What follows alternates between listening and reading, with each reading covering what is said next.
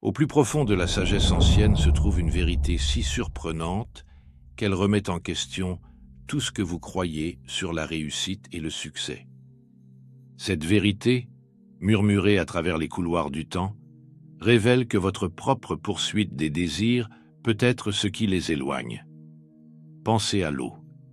Lorsque vous essayez de l'attraper, elle glisse entre vos doigts, mais lorsque votre paume est ouverte et immobile, elle peut être facilement retenue. C'est l'essence de la loi inverse, un principe si fondamental pour l'univers que sa simplicité a été obscurcie par des siècles de pensées erronées.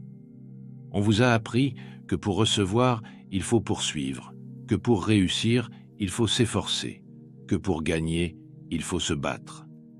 Cependant, ces mêmes actions créent une résistance au flux universel d'abondance. Plus vous poussez, plus l'univers repousse, maintenant un équilibre parfait dans sa danse cosmique. Les maîtres de la démonstration ont compris ce paradoxe. Ils savaient que le véritable pouvoir ne réside pas dans la force, mais dans la permission. Non pas en poursuivant, mais en devenant magnétique.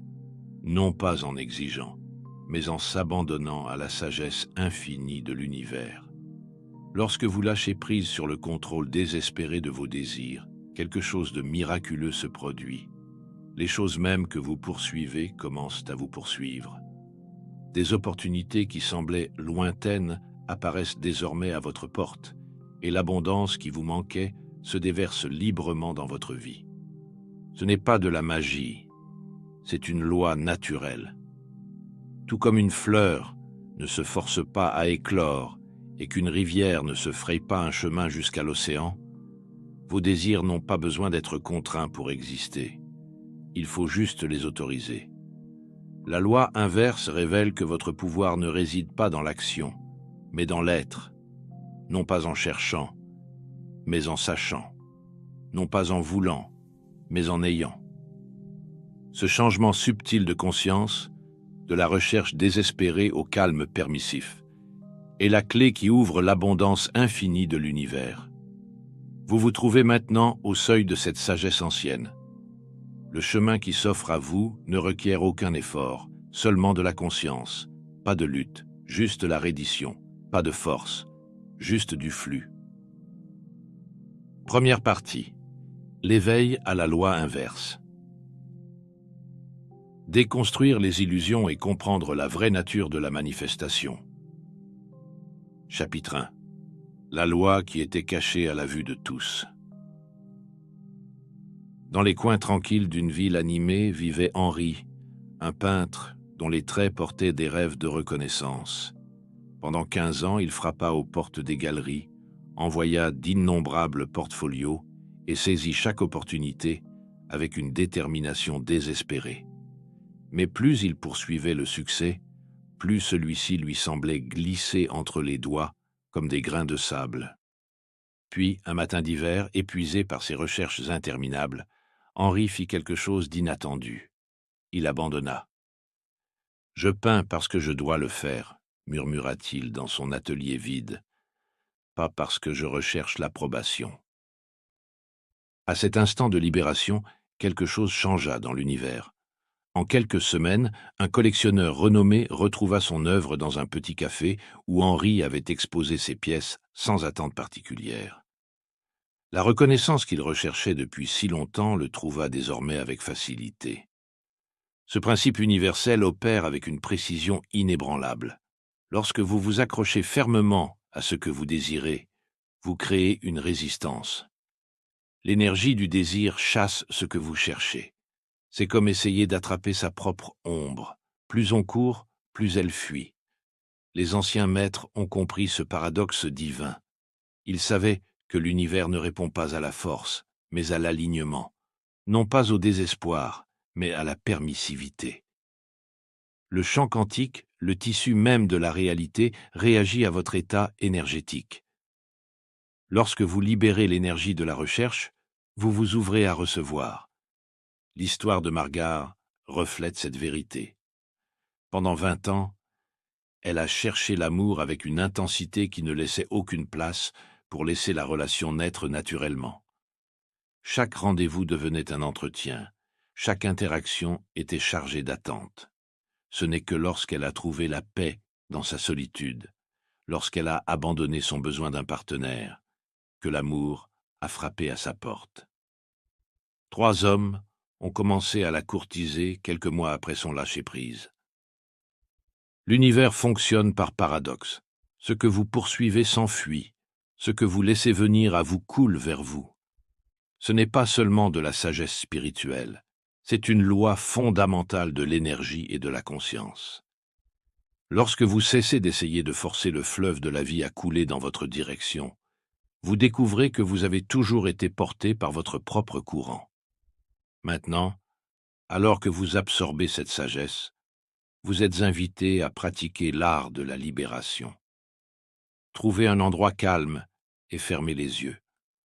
Pensez à quelque chose que vous avez poursuivi, le succès, l'amour, l'abondance, la reconnaissance.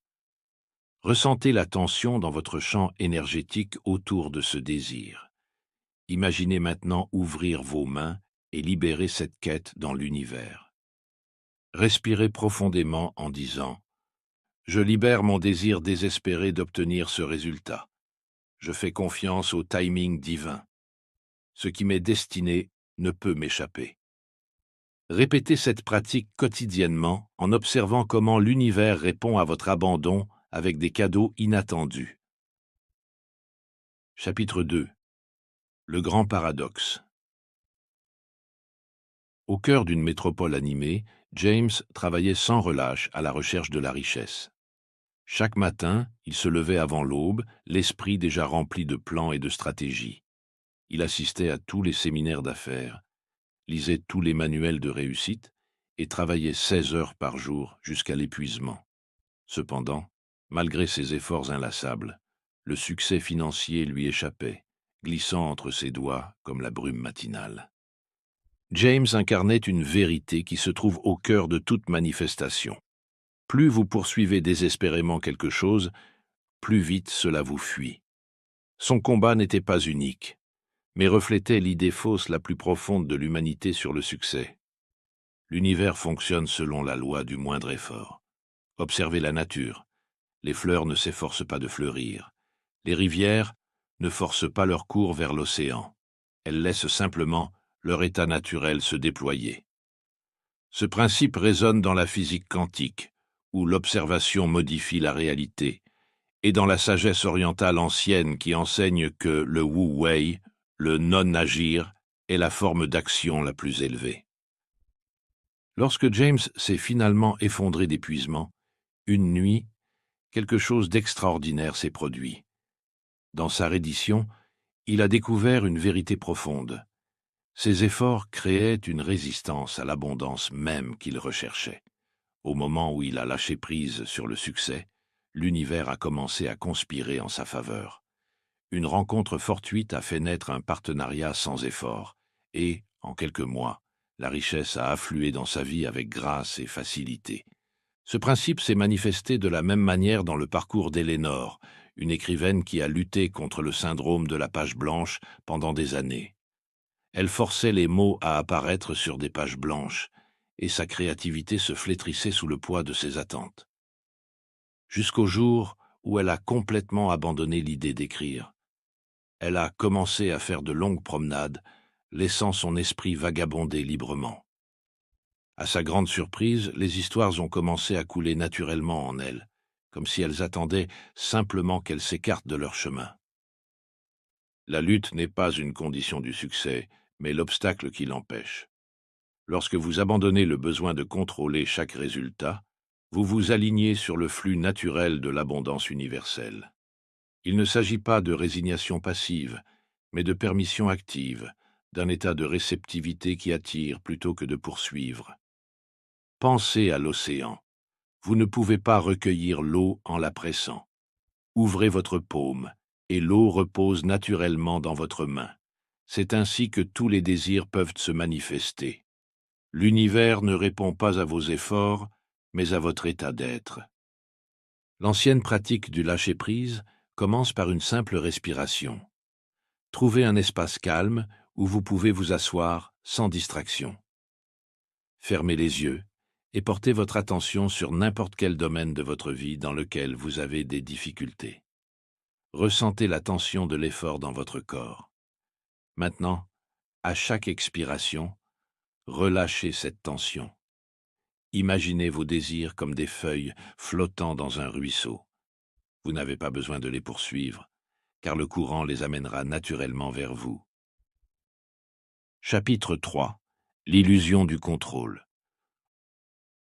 Au cœur d'une grande ville vivait un marchand nommé David, dont les mains tenaient à la vie si fermement que la joie lui glissait constamment entre les doigts.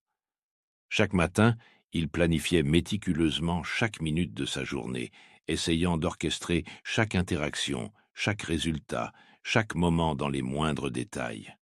Cependant, plus il essayait de contrôler son monde, plus celui-ci semblait sombrer dans le chaos. Vous avez peut-être ressenti cela, cette oppression dans votre poitrine lorsque la vie refuse de suivre vos plans soigneusement élaborés. Comme David, vous avez peut-être découvert que plus vous essayez de diriger le fleuve de la vie, plus il se rebelle contre votre volonté. L'univers fonctionne selon un paradoxe divin. Ce que vous essayez de contrôler finit par vous contrôler. Lorsque vous tentez de saisir le bonheur, il devient aussi insaisissable que l'eau dans un puits fermé. Lorsque vous essayez de forcer la vie à prendre la forme que vous désirez, vous ne faites que déformer sa beauté naturelle. L'histoire de Martha, parfois orthographiée Mara dans certains récits, reflète cette vérité. Pendant des décennies, elle a construit des murs de protection autour de son cœur, évaluant soigneusement ses partenaires potentiels à travers des listes interminables d'exigences. Elle surveillait ses relations avec vigilance, toujours prête à détecter le moindre signe de menace. Cependant, l'amour restait un rêve lointain, jusqu'au jour où elle réalisa que sa propre protection était devenue sa prison. Dans sa reddition est venu le salut. Lorsque Martha a finalement lâché prise sur la poursuite de l'amour, lorsqu'elle a permis à la vie de se dérouler à son rythme parfait, tout a changé. Elle a découvert que la sécurité ne se trouvait pas dans le contrôle, mais dans la confiance. Confiance dans le flux naturel de la vie, confiance dans la sagesse de l'univers, confiance dans sa propre guidance intérieure. Cette ancienne sagesse vous parle maintenant. Tout ce que vous cherchez vous cherche, mais ne peut entrer par des portes fermées. Votre désir de contrôle naît de la peur, mais la peur elle-même est la seule chose qui bloque votre chemin vers la liberté. Pour commencer à lâcher le contrôle dans votre vie, pratiquez ce rituel sacré de confiance. Chaque matin, identifiez un petit aspect de votre journée que vous essayez normalement de contrôler. Votre trajet, une conversation avec un collègue ou même l'influence de la météo sur vos projets. Faites le choix conscient de relâcher votre contrôle sur cette chose en lui permettant de se dérouler naturellement. Observez comment la vie s'écoule plus facilement lorsque vous vous écartez de son chemin. En pratiquant cet art doux du lâcher-prise, vous découvrirez que ce que vous recherchiez n'était pas destiné à être capturé, mais simplement autorisé. Chapitre 4. Le pouvoir magnétique de l'immobilité. Au cœur du commerce animé, Frédéric arpentait son bureau jusque tard dans la nuit, entouré de papiers éparpillés et de listes de choses à faire interminables. Son esprit s'emballait, cherchant sans cesse des solutions, chacune plus complexe que la précédente. Pourtant, le succès restait insaisissable. Plus il essayait, plus son entreprise semblait résister à ses efforts. Vous aussi, vous avez peut-être ressenti cette impulsion incessante, le besoin constant d'agir, de résoudre, de forcer votre chemin. Cependant, dans ce mouvement inlassable se cache le plus grand obstacle à votre réussite. Les maîtres anciens ont compris une vérité que la société moderne a oubliée. Le pouvoir réside non pas dans l'action constante, mais dans un silence sacré. Lorsque vous cessez de faire pour entrer dans le royaume de l'être, vous accédez à l'intelligence infinie qui gouverne toute la création. Il ne s'agit pas d'une simple inactivité, mais d'un état de réceptivité accrue, où les solutions émergent naturellement comme des fleurs qui éclosent à leur rythme parfait. En physique quantique, les particules existent dans de multiples états jusqu'à ce qu'elles soient observées. Un phénomène qui reflète la vérité spirituelle selon laquelle les possibilités demeurent fluides jusqu'à ce qu'elles soient fixées par la conscience. Votre mouvement incessant, votre poursuite inlassable réduisent en réalité ces possibilités infinies à des résultats limités. Clara découvrit cette sagesse à travers son propre parcours de musicienne renommée. J'ai toujours cru que la maîtrise venait d'une pratique sans fin et d'une répétition forcée. Cependant, sa percée artistique est arrivée lorsqu'elle a appris à écouter le silence entre les notes. Dans cet espace, elle a trouvé la musique qui avait toujours existé en elle, attendant qu'elle s'écarte simplement de son propre chemin. Ce principe va au-delà de l'art. L'univers parle en chuchotant, pas en criant. Ses conseils ne viennent pas dans le tourbillon de l'activité, mais dans des moments de calme réceptif. Lorsque vous apprenez à être immobile, vous vous alignez sur le rythme naturel de la création elle-même. Pour accéder à ce pouvoir transformateur, adoptez cette ancienne pratique du calme. Chaque jour, créez un espace sacré de silence. Trouvez un endroit où vous ne serez pas interrompu. Asseyez-vous confortablement et laissez votre respiration suivre son rythme naturel. N'essayez pas de vider votre esprit. Observez simplement vos pensées sans vous y impliquer, comme si vous regardiez des nuages passer dans le ciel. Commencez par 5 minutes et prolongez progressivement ce temps, au fur et à mesure que vous vous sentez à l'aise avec le calme. Dans ces moments de quiétude, gardez vos désirs légèrement présents dans votre conscience, non pas comme des souhaits désespérés, mais comme des graines déjà plantées dans un sol fertile. Ayez confiance que, dans ce silence, vous devenez un aimant pour l'inspiration divine et la manifestation sans effort. N'oubliez pas, les forces les plus puissantes de l'univers, la gravité, l'électricité, le magnétisme, opèrent dans un silence complet. Votre propre pouvoir n'émerge pas de ce que vous faites, mais de ce que vous devenez dans ces instants de calme sacré. Chapitre 5. Pourquoi vous devez vous perdre pour tout trouver? Au cœur d'une métropole animée, Robert se tenait devant le miroir de sa salle de bain, entouré de livres de développement personnel, d'affirmations collées sur chaque surface et d'une liste interminable d'habitudes à adopter. Chaque matin, il s'examinait, cherchant des défauts à corriger, des qualités à améliorer et des aspects de lui-même à perfectionner. Pourtant, à chaque nouvelle technique maîtrisée, à chaque habitude formée, à chaque affirmation répétée, il se sentait de plus en plus vide. Vous aussi, vous avez peut-être emprunté ce chemin, le voyage sans fin de l'amélioration de soi qui paradoxalement vous éloigne de votre véritable essence. Les anciennes traditions de sagesse parlent d'une vérité profonde. Votre quête incessante d'amélioration est le voile même qui dissimule votre perfection innée. L'univers fonctionne selon un principe de plénitude et non de fragmentation. Lorsque vous cherchez constamment à vous améliorer, vous affirmez inconsciemment que vous êtes incomplet, brisé ou insuffisant. Cette croyance devient une prophétie auto-réalisatrice, créant un cycle sans fin de recherche qui ne peut jamais être satisfait. La véritable transformation ne se produit pas par addition, mais par soustraction.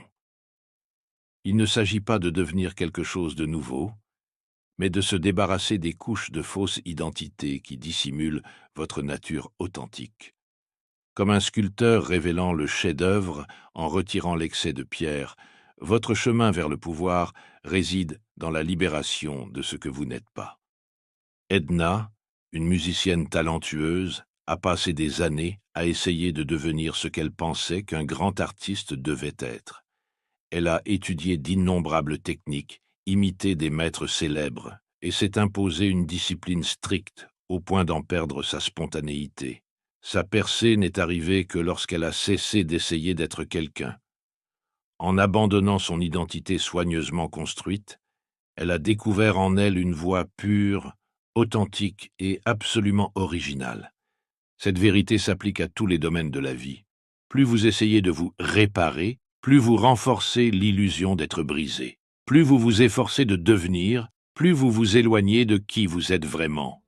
Pour accéder à votre pouvoir authentique, pratiquez ce rituel ancien de libération d'identité. Trouvez un endroit calme et fermez les yeux.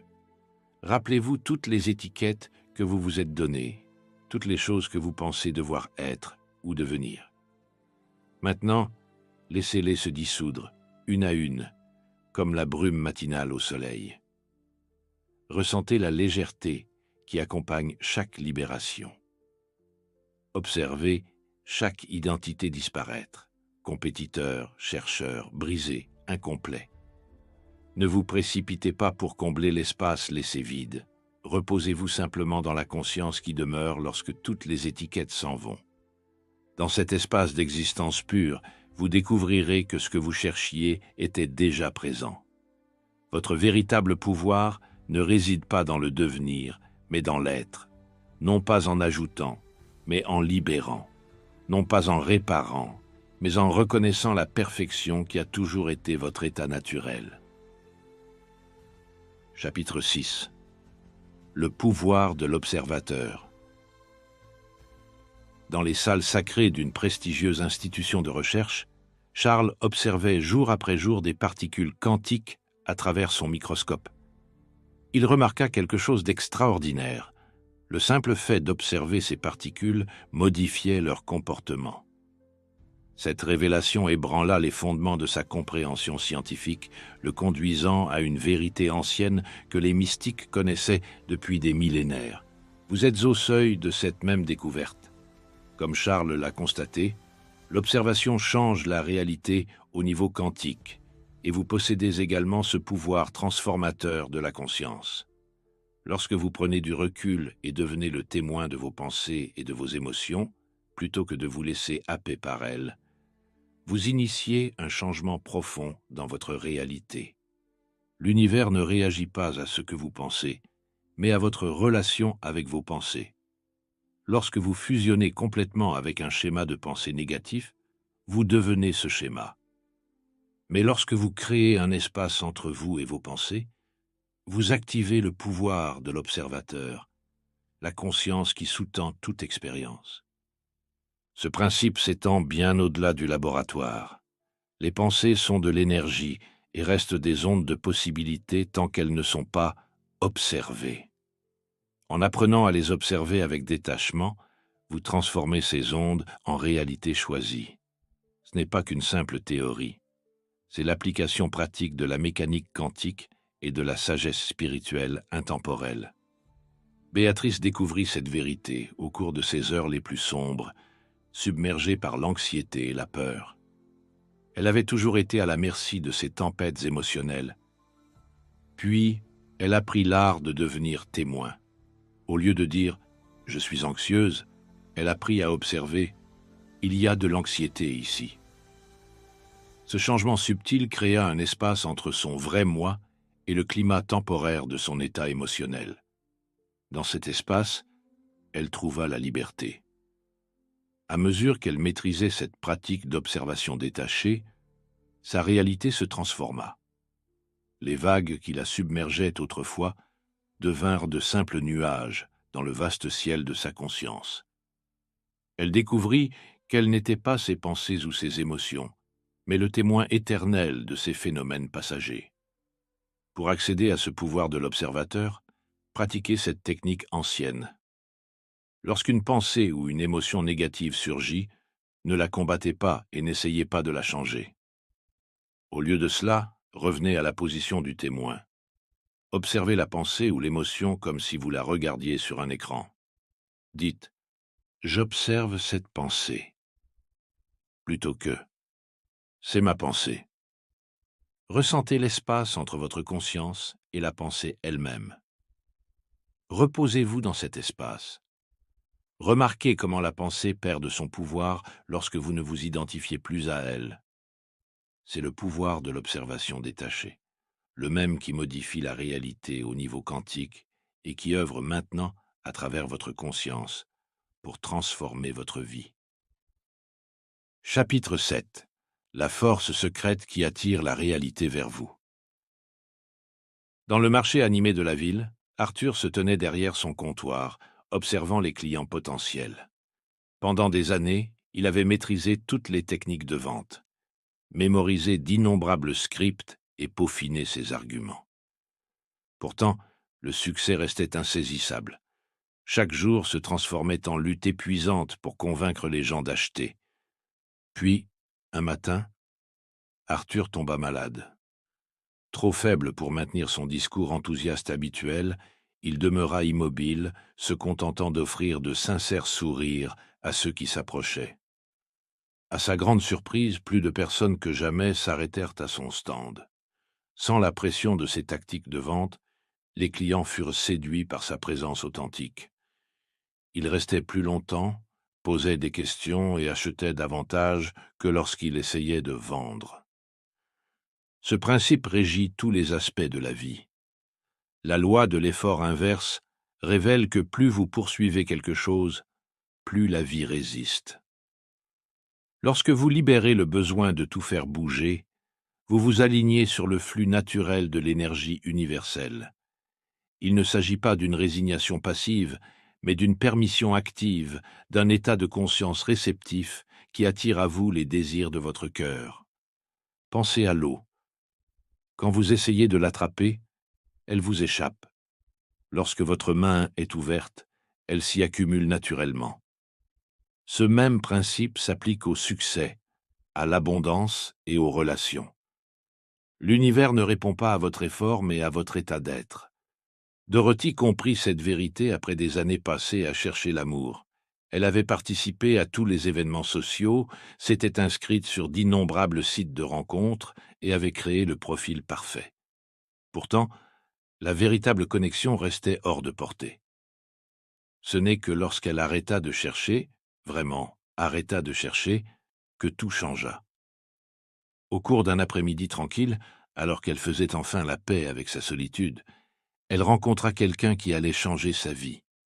Sans l'énergie de la recherche, elle était devenue trouvable. Il est temps pour vous de faire l'expérience directe de cette vérité. Pendant les 7 prochains jours, pratiquez l'art de ne pas chercher. Choisissez un domaine de votre vie où vous avez investi beaucoup d'efforts, carrière, relations, objectifs personnels. Au lieu d'essayer de faire en sorte que les choses se produisent, entrez dans un état de permission. Commencez chaque matin en reconnaissant vos désirs, puis abandonnez consciemment le besoin de les poursuivre. Tout au long de la journée, lorsque vous vous surprenez à forcer ou à poursuivre, revenez doucement à un état de conscience réceptive. Remarquez à quel point cette approche diffère de votre habitude. Portez attention à ce qui se produit lorsque vous arrêtez d'essayer d'imposer vos désirs et laissez plutôt les choses se dérouler naturellement. Rappelez-vous, il ne s'agit pas d'abandonner vos désirs, mais de vous aligner sur la loi naturelle qui régit toute réussite. Chapitre 8. Le paradoxe de ne rien vouloir et de tout recevoir. Dans les couloirs silencieux d'une prestigieuse université, Herbert tenait ses documents de recherche avec des mains tremblantes. Pendant 15 ans, il avait cherché la reconnaissance académique, publiant article après article, espérant désespérément l'approbation de ses pairs. Chaque matin, il se réveillait dans un vide dévorant, vérifiant ses index de citations et rafraîchissant constamment sa boîte mail pour guetter les invitations à des conférences. Vous avez peut-être connu ce sentiment, le désir constant qui consume vos pensées et vous rend incapable d'apprécier l'instant présent.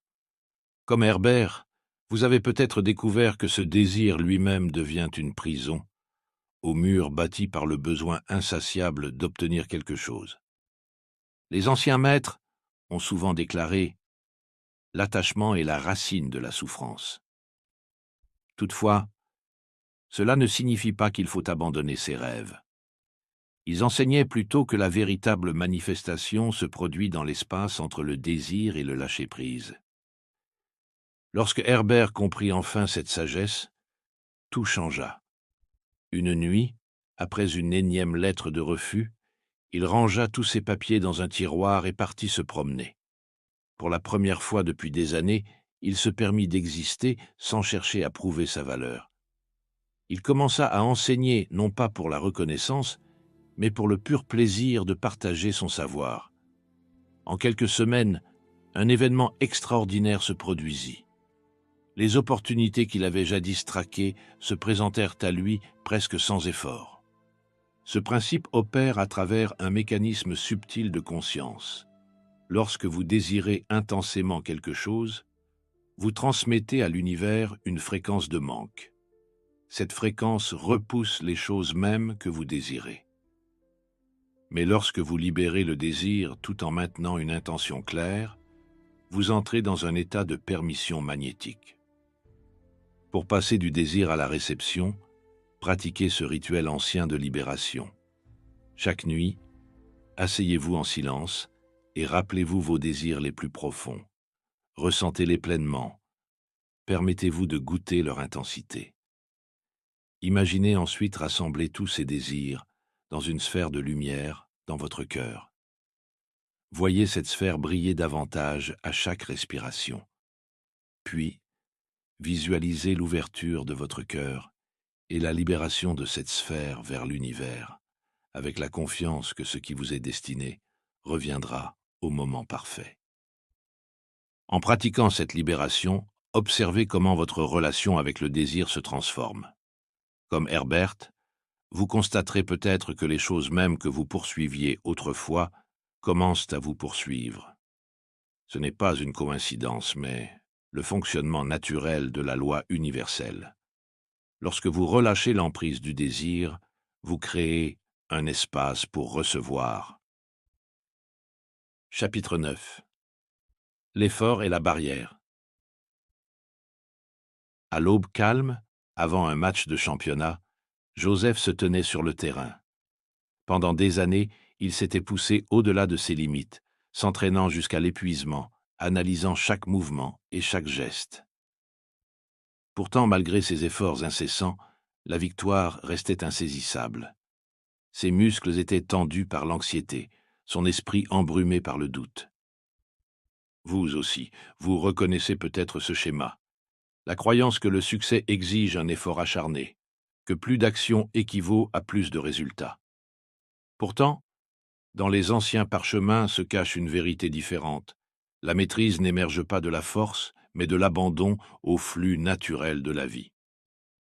Lorsque Joseph comprit enfin cette sagesse, sa performance bascula. Au lieu de forcer chaque mouvement, il laissa l'intelligence innée de son corps le guider. Au lieu de trop réfléchir, il s'appuya sur la connaissance profonde acquise au fil des ans.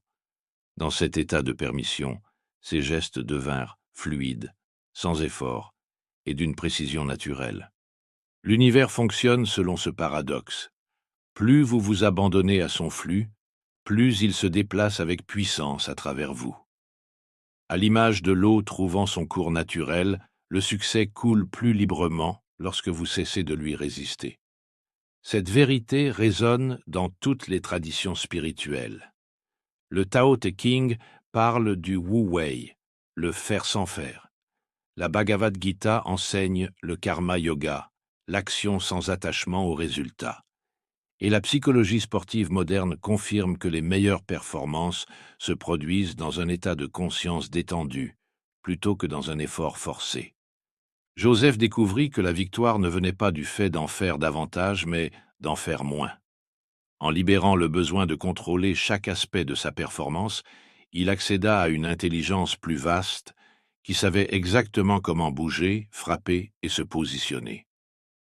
Pour accéder à cet état de maîtrise sans effort, pratiquez cette méditation de l'état de flux. Asseyez-vous confortablement et fermez les yeux. Respirez naturellement en laissant chaque souffle se dérouler sans effort. Remarquez comment votre corps sait respirer de lui-même. Étendez cette conscience à tout votre être. Sentez l'énergie subtile circuler en vous, sans que vous n'ayez à faire quoi que ce soit. Observez simplement ce flux pendant quelques minutes en abandonnant toute envie de le contrôler. Lorsque vous rouvrez les yeux, emmenez cette conscience dans vos activités. Cette pratique vous dévoile la vérité. Vous n'êtes pas l'acteur, mais le canal à travers lequel circule l'intelligence universelle. Lorsque vous vous alignez sur ce flux, tout devient sans effort, non pas parce que vous avez cessé d'agir, mais parce que vous avez cessé d'interférer. Telle l'eau qui descend une montagne ou la feuille portée par le vent, vous ne luttez plus contre le courant divin de la vie.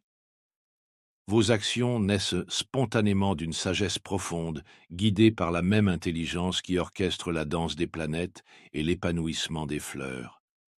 Dans cet état d'abandon, vous découvrez que le véritable pouvoir ne vient pas d'imposer votre volonté au monde, mais de vous laisser mouvoir par la sagesse infinie qui existe en vous et autour de vous.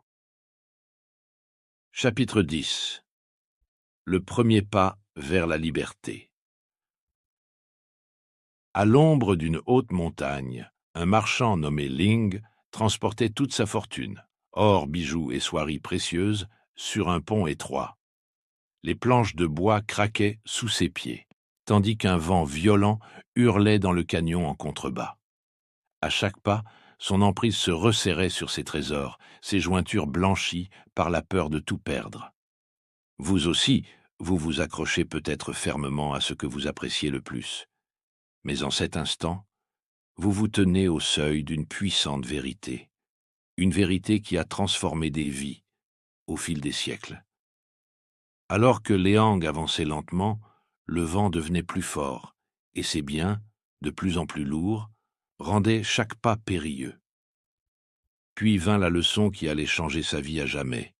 Une femme sage apparut de l'autre côté du pont et lui dit « Ce n'est qu'en ouvrant tes mains que tu pourras te sauver. » À ce moment, Léang se trouva face à un choix ultime, s'accrocher à ses richesses et tout risquer, ou lâcher prise et découvrir un pouvoir plus grand. Lorsqu'il relâcha enfin son emprise, laissant ses trésors se disperser dans le vent, il ressentit un soulagement immédiat. Son corps s'allégea, ses mouvements devinrent assurés, et il traversa le pont sans encombre.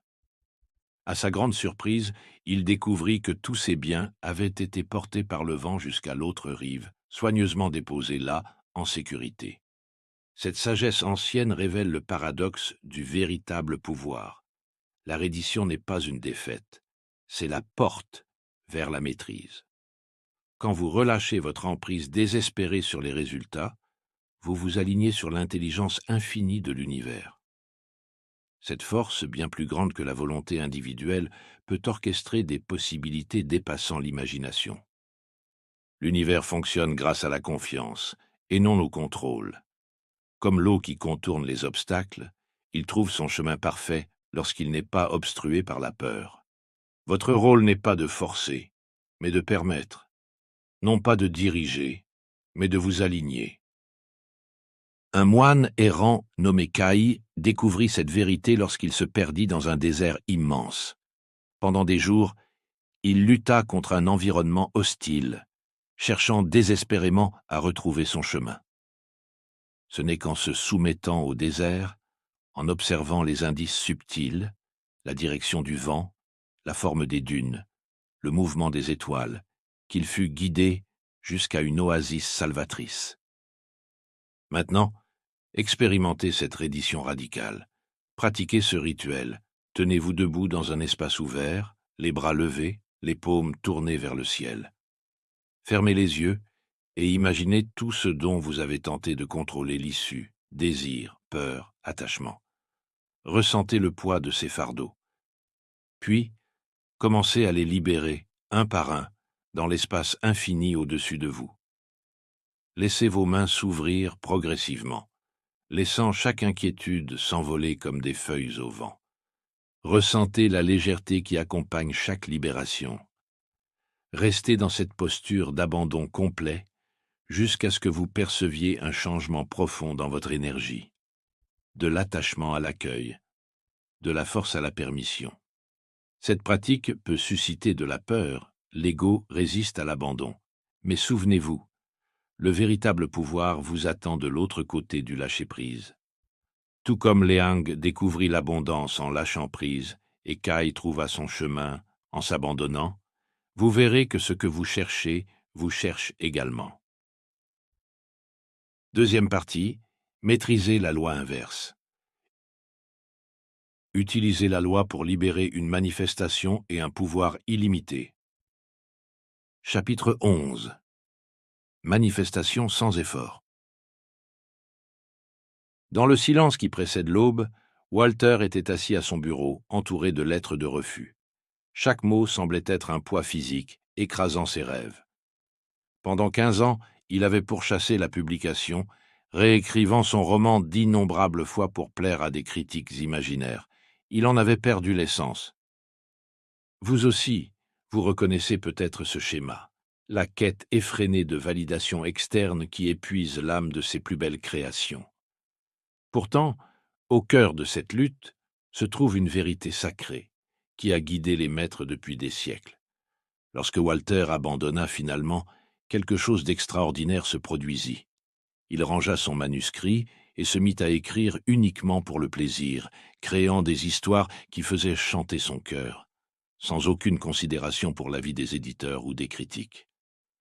Dans cet état de pure création, ses mots coulèrent comme un ruisseau limpide. Un éditeur, qui reconnut la force authentique de son œuvre, le contacta.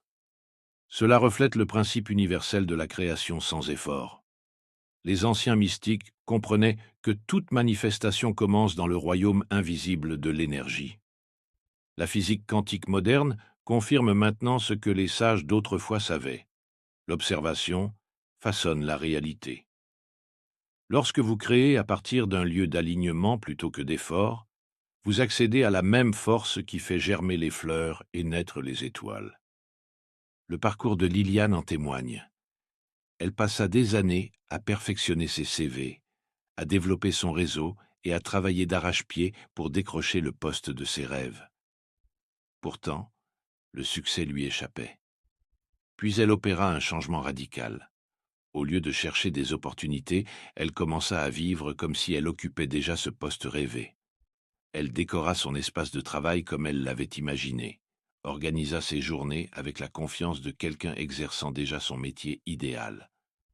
En quelques semaines, une connexion inattendue l'emmena directement vers l'emploi exact qu'elle avait visualisé. La pratique de la manifestation sans effort vous invite à entrer dans cet état de création aligné. Trouvez un endroit calme et laissez votre réalité souhaitée surgir naturellement dans votre esprit. Contrairement à la visualisation traditionnelle, vous n'essayez pas de forcer ou de contrôler les images. Laissez-les émerger comme un film que vous regarderiez. Ressentez le plaisir naturel que vous procure cette vision sans vous y accrocher. Observez comment votre corps se détend lorsque vous libérez l'envie de faire. Si des pensées telles que « comment » ou « quand » apparaissent, laissez-les passer comme des nuages. Votre rôle n'est pas de diriger l'univers, mais de vous aligner sur son pouvoir créateur infini. Comme Walter, qui retrouva sa voix intérieure en s'abandonnant, et Liliane, qui matérialisa son rêve en étant plutôt qu'en cherchant. Vous verrez que la création coule naturellement lorsque vous vous écartez de son chemin. Chapitre 12. Pourquoi la foi surpasse la force. Dans le marché animé de la ville, Alfred serrait sa mallette comme un bouclier. Ses jointures blanchissaient de détermination. Chaque matin, il s'armait de scripts, de statistiques et de stratégies. Autant d'armes dans sa bataille pour conclure des affaires. Cependant, malgré ses efforts acharnés, le succès restait aussi insaisissable qu'une brume au lever du soleil. À travers vos propres luttes, vous reconnaissez peut-être ce schéma. Tentez de forcer votre chemin en croyant que la volonté pure peut soumettre la réalité. Pourtant, l'univers recèle une vérité plus douce. Un après-midi, Alfred observa son concurrent Thomas en pleine présentation. Là où Alfred déployait un discours soigneusement répété, Thomas se contentait d'écouter puis de parler avec une certitude calme. Les contrats semblaient se matérialiser autour de lui, tel un champ magnétique. Son secret? Une confiance inébranlable en la perfection de chaque interaction. Cette vérité éternelle apparaît dans tous les textes sacrés. Il parle d'une foi capable de déplacer les montagnes, tandis que les neurosciences modernes révèlent comment nos croyances peuvent littéralement reconfigurer nos réseaux neuronaux. Lorsque vous croyez vraiment en un résultat, votre énergie bascule de la contrainte vers la permission, ouvrant la voie à l'abondance naturelle. Le parcours de Florence, en quête de guérison, illustre ce principe. Après des années de traitements, de protocoles et de remèdes, elle découvrit une autre voie. Au lieu de lutter contre son corps, elle se mit à faire confiance à son intelligence intérieure. Chaque matin, elle posait ses mains sur son cœur et ressentait la force divine circuler dans ses cellules. Elle cessa de chercher frénétiquement des solutions pour plutôt croire en sa capacité innée à se rétablir. En quelques mois, ses médecins constatèrent, stupéfaits, une amélioration spectaculaire de sa santé, non pas grâce à la lutte, mais grâce à l'abandon au pouvoir de guérison naturelle de son être. Pour activer ce même pouvoir de foi en vous, trouvez un endroit calme et asseyez-vous confortablement. Fermez les yeux et songez à quelque chose que vous avez tenté de forcer. Ressentez la tension que cette lutte a créée dans votre corps. Imaginez maintenant que vous abandonniez complètement cet effort, comme si vous laissiez tomber un sac trop lourd que vous avez porté. Laissez votre respiration s'approfondir en entrant dans un état de confiance totale. Ressentez le soulagement de savoir que ce que vous recherchez est déjà en route vers vous. Il n'y a rien à prouver, rien à promouvoir, rien à concrétiser de force. L'intelligence de l'univers dépasse de loin vos plans et vos stratégies. Restez dans cette sensation de foi absolue pendant plusieurs minutes, laissant toute question de comment ou de quand s'évanouir. Pratiquez cet abandon chaque jour et observez comment la vie répond, non pas à vos efforts, mais à votre confiance. Chapitre 13. Faire confiance à l'univers. Dans un modeste studio rempli de calendriers et de plans méticuleusement organisés, Thomas passait ses journées à essayer d'orchestrer chaque instant de son avenir. Ses tiroirs débordèrent de plans B pour ses plans A, et chaque scénario était soigneusement détaillé. Pourtant, la vie semblait se délecter à démêler ses intentions, aussi prudentes fussent-elles. Vous aussi, vous connaissez peut-être ce schéma. Calculez sans cesse, vous préparez à toute éventualité, sous l'illusion qu'une planification infaillible peut contrôler l'incontrôlable. Mais la sagesse éternelle enseigne le contraire. Au fil des siècles, les plus grands esprits ont reconnu que la certitude véritable se trouve au cœur de l'incertitude. Einstein parlait du mystère comme berceau de la véritable science. Bouddha enseignait que la paix découle non pas d'une assurance sur l'avenir, mais de l'abandon à ce qui est.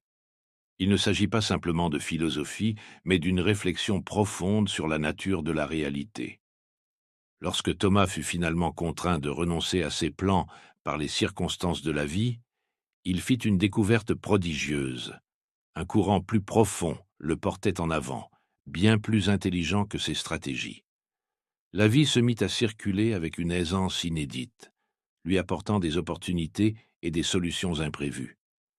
Ce phénomène rappelle le parcours d'Evel, qui avait passé des années à créer les conditions parfaites pour trouver l'amour. Des listes de critères, des rencontres soigneusement planifiées, des checklists interminables. Mais la véritable connexion n'apparut que lorsqu'elle mit de côté ses exigences et fit confiance au déroulement naturel de la vie. Un soir, après avoir annulé un énième rendez-vous trop calculé, Evel entra dans un café de quartier, sans attente ni agenda. C'est là qu'elle rencontra quelqu'un qui bouleversa son existence. Cette rencontre défia ses nombreux critères, mais ouvrit son cœur d'une manière que ses plans n'auraient jamais pu accomplir. Pour intégrer cette sagesse, consacrez une journée entière à une pratique de confiance radicale. Commencez votre matinée en déclarant qu'il s'agit d'une journée sans planification. Lâchez prise sur vos horaires, vos attentes, votre besoin de tout maîtriser. Vivez chaque instant en ne répondant qu'à ce qui se présente directement devant vous. Lorsque l'envie de planifier ou de contrôler surgit, et elle surgira, observez-la simplement, sans la suivre. Ressentez l'inconfort de l'inconnu, puis demeurez présent. Observez comment la vie continue de couler, même sans votre orchestration méticuleuse. À mesure que vous naviguez dans cette journée de confiance, notez comment les solutions apparaissent d'elles-mêmes, comment les connexions se forment sans effort, et comment la sagesse émerge dès lors que vous êtes pleinement là. Cette pratique ne consiste pas à fuir vos responsabilités, mais à accéder à une intelligence plus vaste, qui se situe au-delà de vos plans limités. Chapitre 14. Le silence qui parle. Au cœur de l'effervescence de la ville, Benjamin était entouré de feuilles de calcul, d'analyses de marché et de plans d'affaires. Son esprit tournait à plein régime, tentant de clarifier le chaos par davantage de chaos. Chaque choix semblait une montagne à gravir, chaque décision, un labyrinthe sans issue. Plus il analysait, plus il se sentait paralysé.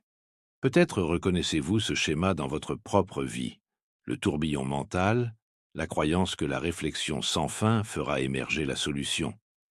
Mais l'univers abrite une réalité différente. Au plus profond du silence réside une sagesse, surpassant tout effort intellectuel. Cette connaissance ne provient pas du bruit de la pensée, mais des espaces silencieux entre les pensées. Les anciens maîtres zen l'ont enseigné, parlant d'un esprit aussi calme qu'une eau qui reflète parfaitement la réalité. Les neurosciences confirment aujourd'hui ce que ces sages savaient. Quand le cerveau entre dans des états de calme profond, les solutions émergent spontanément, issues de niveaux de conscience plus profonds. Benjamin ne découvrit cette vérité qu'après avoir été forcé au repos par l'épuisement. Un matin, au lieu de se plonger dans ses analyses, il resta simplement assis, en silence. Dans cette quiétude, la clarté surgit sans effort, non pas comme une pensée, mais comme une connaissance qui transcendait la pensée. Ce phénomène s'applique aussi au parcours de Marianne, dont l'inspiration artistique s'était tarie sous la pression de la création forcée. Des heures et des heures face à des toiles vierges n'amenèrent que frustration. Ce n'est que lorsqu'elle abandonna ses rituels oppressants et s'assit tranquillement, sans agenda, que les images affluèrent naturellement. Elle peignit alors une série d'œuvres qui touchèrent le public bien plus profondément que tout ce qu'elle avait cherché à forcer. La pratique, immersion dans le calme. Trouvez un espace tranquille, asseyez-vous et laissez votre souffle s'écouler au rythme naturel. Pendant 10 minutes, lâchez toute volonté de résoudre vos problèmes. Laissez les pensées aller et venir, sans les suivre. Reposez-vous simplement dans le silence qui existe derrière l'activité mentale. Observez comment les réponses émergent souvent, non pas d'un effort de réflexion, mais de ce calme profond qui se déploie lorsque l'on arrête de s'agripper. Telle une eau limpide, révélant ses trésors quand elle est immobile, votre esprit s'ouvre alors à la sagesse divine. Ayez confiance dans le fait que la vérité et la solution apparaissent lorsque vous leur en laissez la place. Dans ces moments de tranquillité, vous touchez du doigt l'intelligence infinie qui sommeille en vous. Tout ce que j'expérimente émane de mon propre être.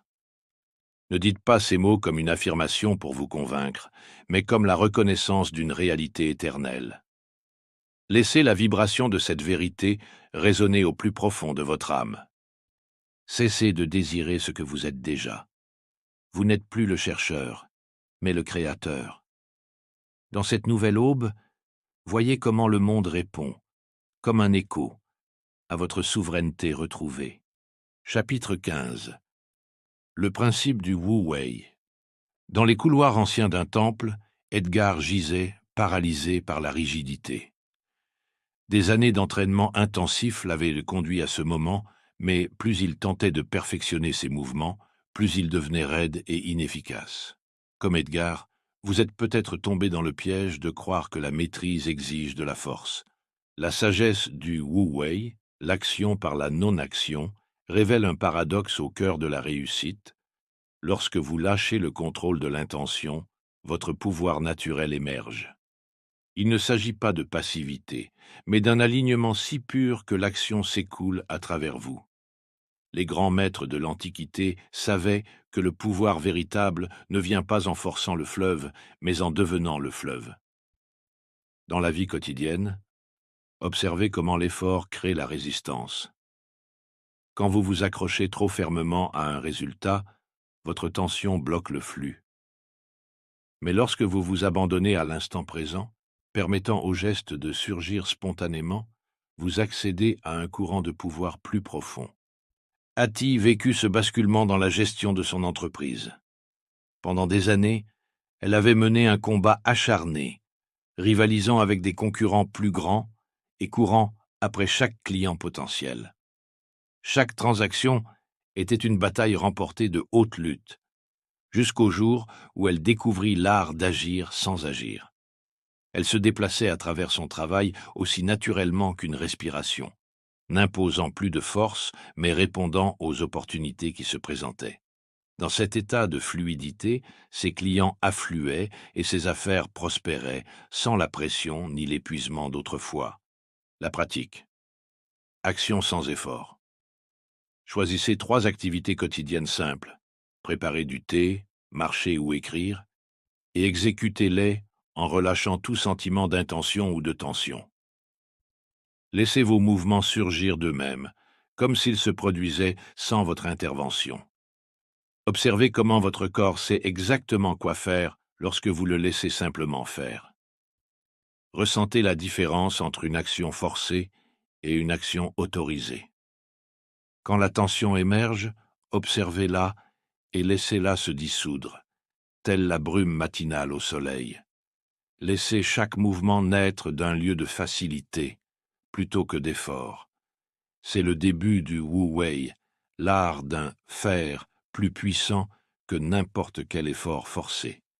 Telle l'eau coulant à flanc de montagne, vos actions peuvent être à la fois douces et irrésistibles lorsque vous suivez le flux naturel. Dans ce nouvel état, vous accomplissez davantage tout en faisant moins. Vous activez un pouvoir ancien qui a guidé des générations de maîtres spirituels. Chapitre 16. Le chemin contre-intuitif vers la richesse et l'amour. Au cœur d'une ville bouillonnante, Franck s'entourait de livres, de séminaires et de stratégies financières. Ses étagères croulaient sous le poids de la sagesse en matière de création de richesses, mais son compte en banque restait obstinément vide. Chaque matin, il étudiait frénétiquement de nouvelles techniques, persuadé qu'il manquait une formule magique pour accéder à l'abondance. Cependant, l'univers nous réserve une leçon. Rechercher la richesse projette une subtile vibration de manque. Lorsque vous courez après l'argent, vous signalez à l'univers que vous n'en avez pas, et l'univers renforce cette croyance en écho. C'est le mécanisme caché de l'attraction. Ce n'est pas ce que vous faites qui importe, mais l'état d'être qui sous-tend votre action. La transformation de Franck commença lorsqu'il réalisa que sa quête effrénée provenait d'un profond sentiment d'indignité. Il cessa de traquer la richesse et choisit plutôt d'incarner l'énergie de l'abondance. Il se mit à avancer dans la vie comme si la prospérité emplissait déjà chaque recoin de son existence. Ses épaules se détendirent, sa respiration s'approfondit et une confiance naturelle s'installa.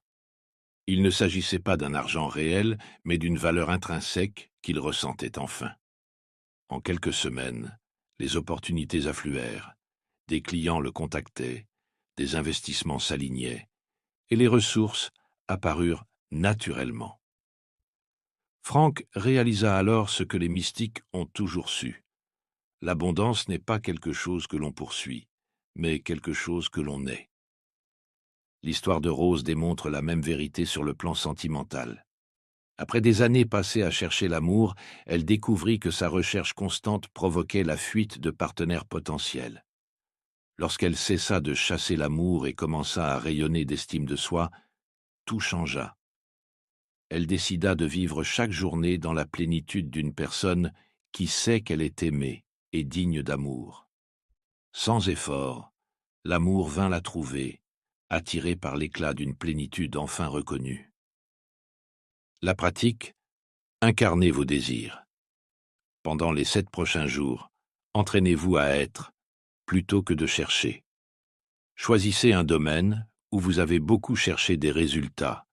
Argent, amour, succès. Chaque matin, prenez 3 respirations profondes et laissez l'énergie de ce désir déjà réalisé remplir votre être. Avancez dans la journée, comme si vous aviez déjà ce que vous voulez. Parlez comme si vous aviez déjà atteint votre but.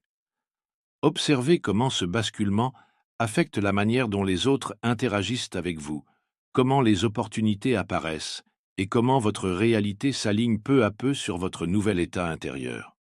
Ce n'est pas de la comédie, mais la permission donnée à votre subconscient et à l'univers de répondre à votre vibration de plénitude. Chapitre 17. L'art de faire moins et d'accomplir plus. Dans les tours étincelantes d'un empire d'entreprise, Oscar travaillait jusqu'à l'épuisement. Son agenda était saturé de réunions, sa boîte mail débordante et son esprit surchargé de stratégies infinies. Pourtant, malgré son activité frénétique, la véritable réussite lui échappait.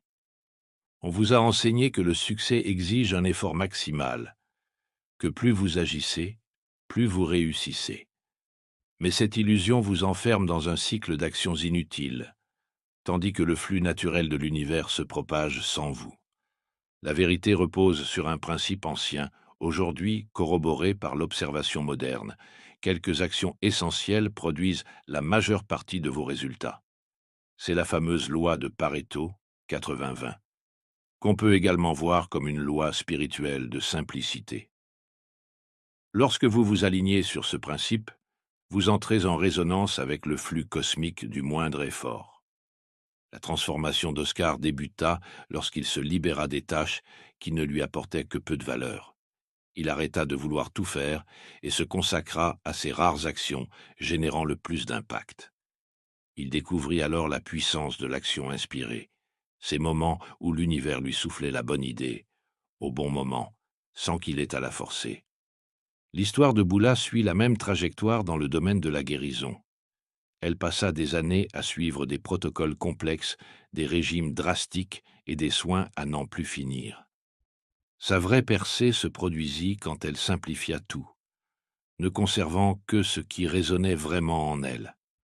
Alors, l'intelligence naturelle de son corps émergea. La pratique, détoxification de l'effort.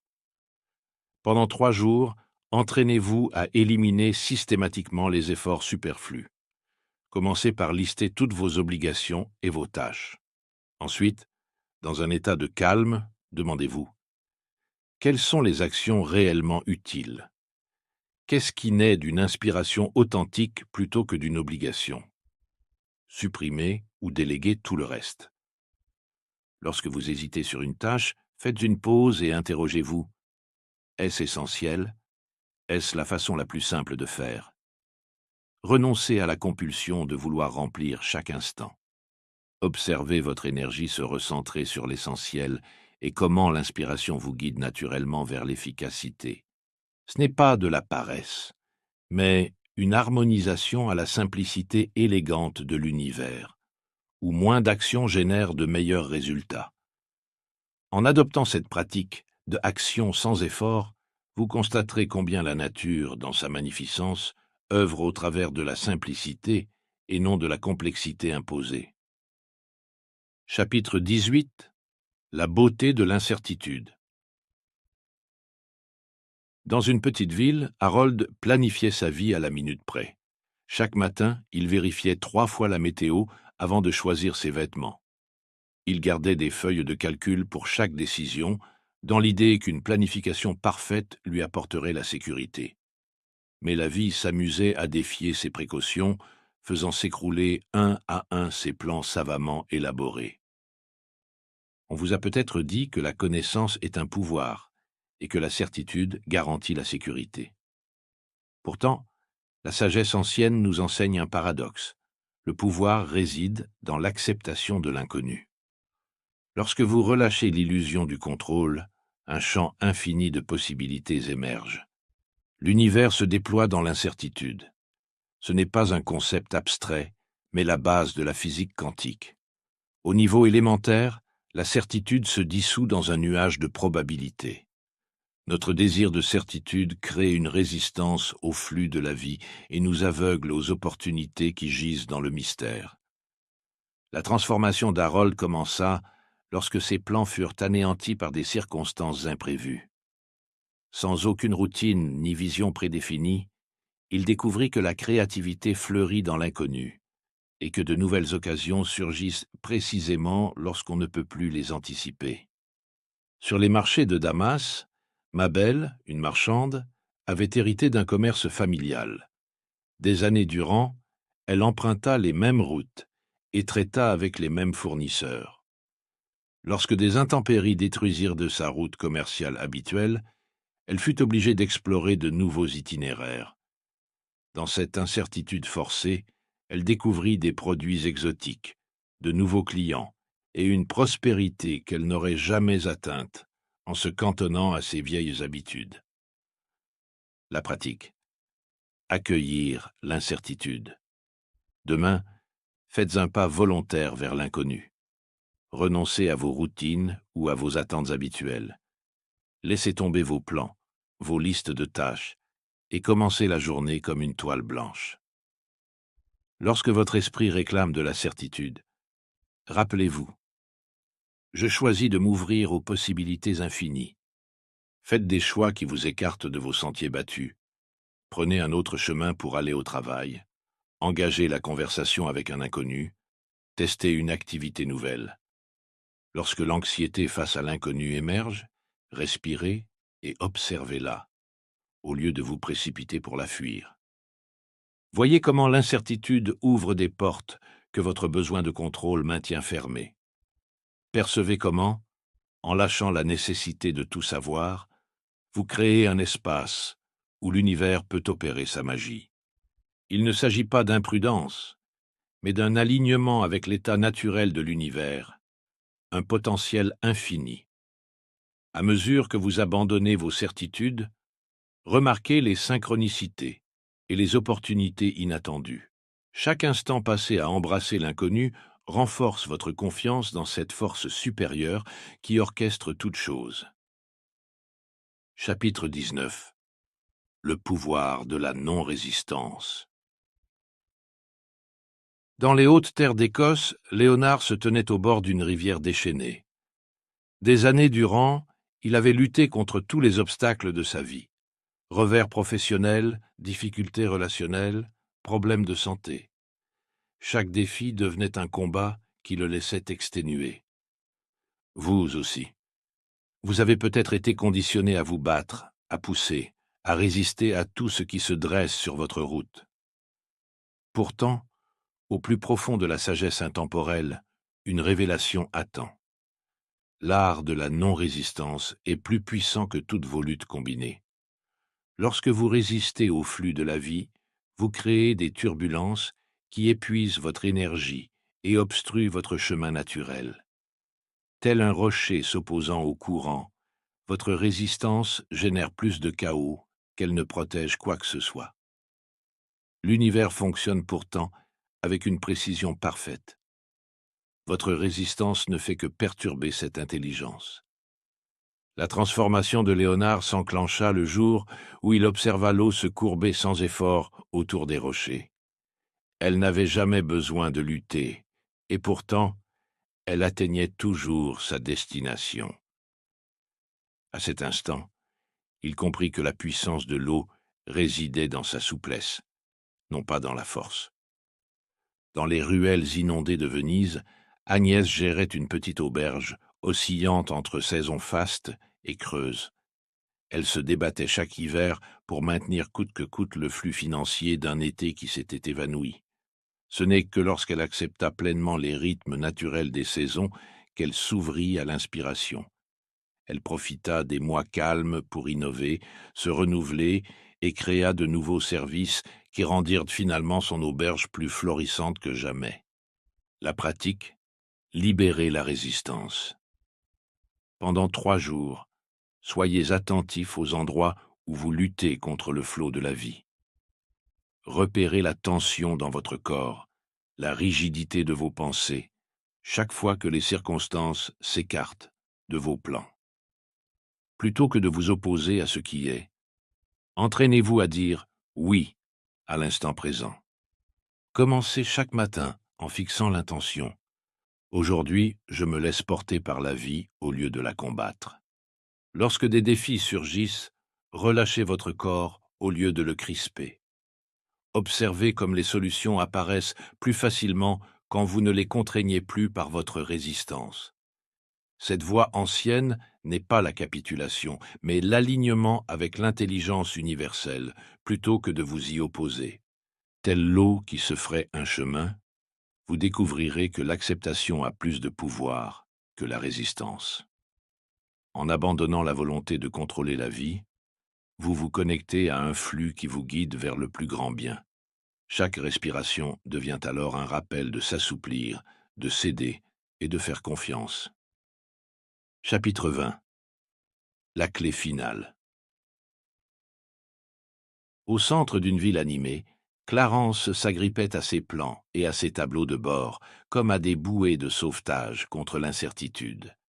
Chaque matin, il se levait, angoissé à l'idée de manquer la moindre occasion ou de commettre la moindre erreur.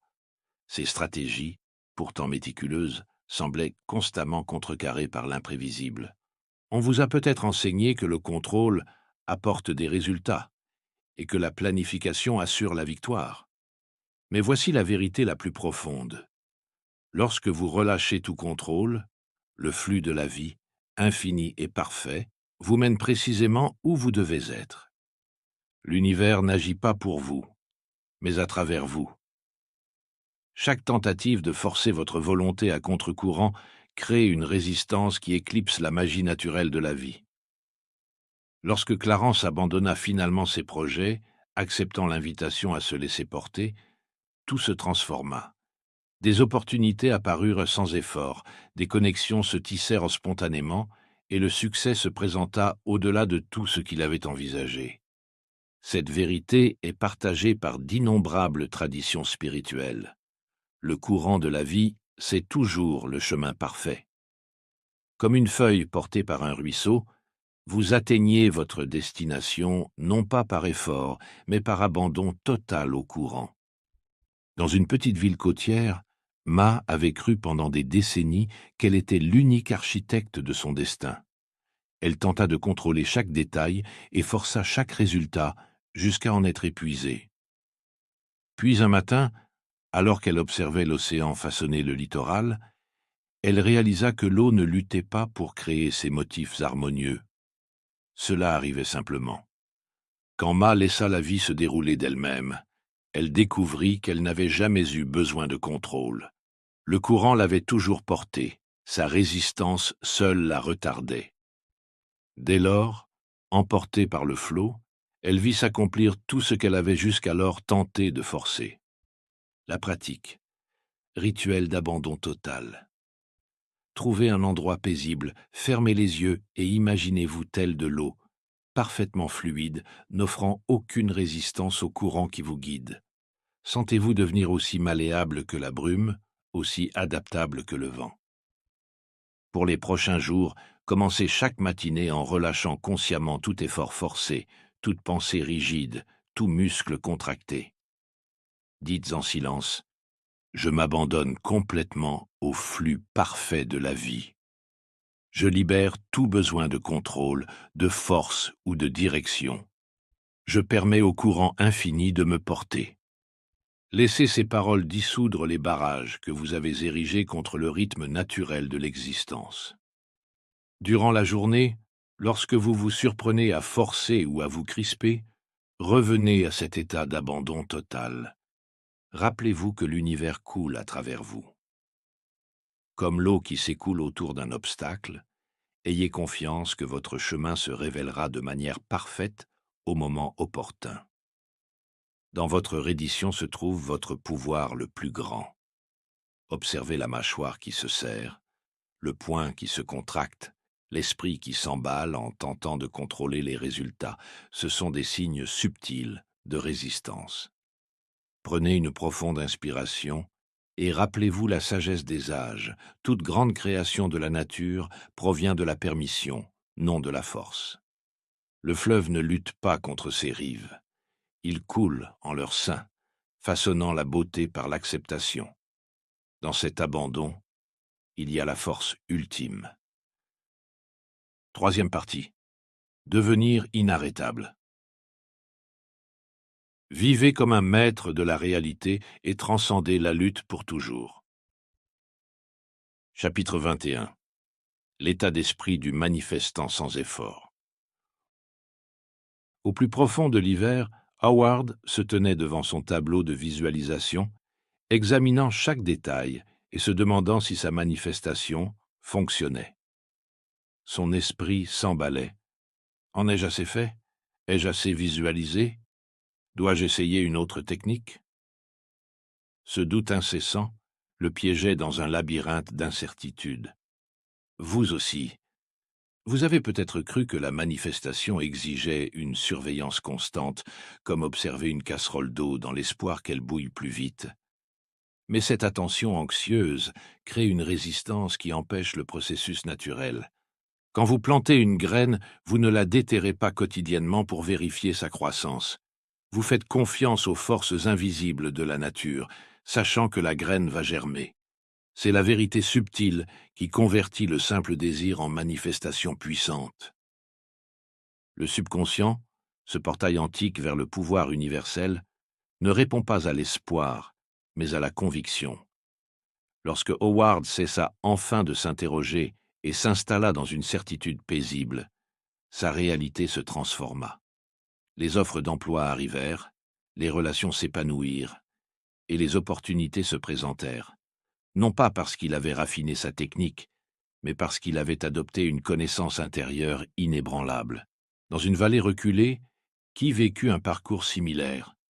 Elle passait son temps à chercher des signes, à interpréter la forme des nuages ou à décrypter des coïncidences. Mais la manifestation restait hors de sa portée. Le déclic se produisit lorsque qui comprit la leçon? Ceux qui ont la foi n'ont pas besoin de signes. Dès qu'elle arrêta d'exiger des confirmations et s'installa dans la certitude silencieuse que ses désirs se réaliseront, l'univers conspira pour lui apporter chaque élément nécessaire à leur réalisation. Votre pouvoir réside dans votre état de connaissance. Lorsque vous savez, sans l'ombre d'un doute, que votre souhait est déjà réalisé dans le domaine invisible, le monde visible doit se réorganiser pour refléter cette certitude. La pratique, activez la certitude. Asseyez-vous en silence et rappelez-vous un moment de votre vie où vous saviez quelque chose sans aucun doute. Peut-être le lever du soleil, ou la façon dont l'eau étanche votre soif. Ressentez cette certitude dans votre corps. Maintenant, choisissez un désir et insufflez-lui cette même certitude.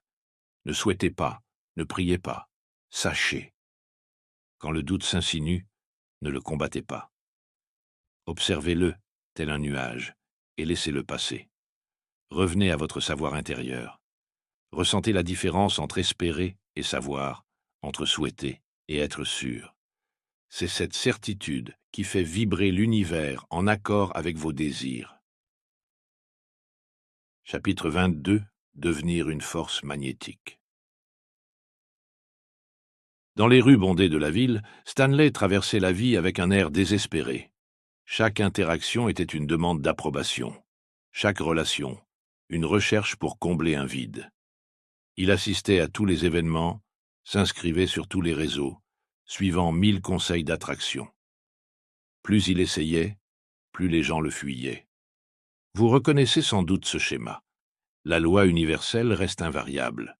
Ce que vous poursuivez vous échappe, tandis que ce que vous incarnez vous est naturellement attiré. Les anciens l'ont répété. L'univers ne répond pas à vos efforts, mais à votre essence. Lorsque Stanley cessa enfin de courir après la validation, tout changea. Son énergie passa du besoin à l'être.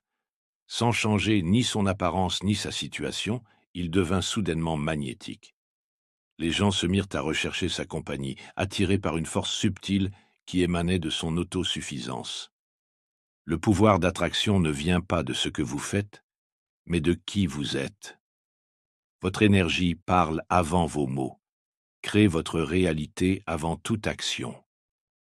Quand vous quittez l'état de recherche pour celui d'incarnation, l'univers ne répond pas à vos efforts, mais à votre vibration profonde.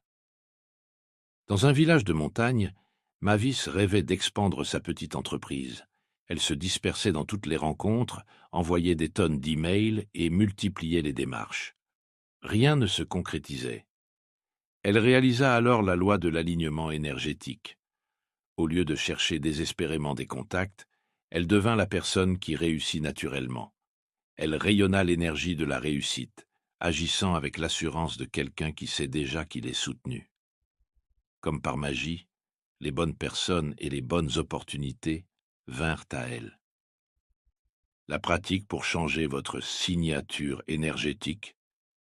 Trouvez un endroit calme et fermez les yeux. Ressentez l'énergie du besoin, de la recherche, de la tentative d'attirer. Remarquez sa lourdeur, sa contraction.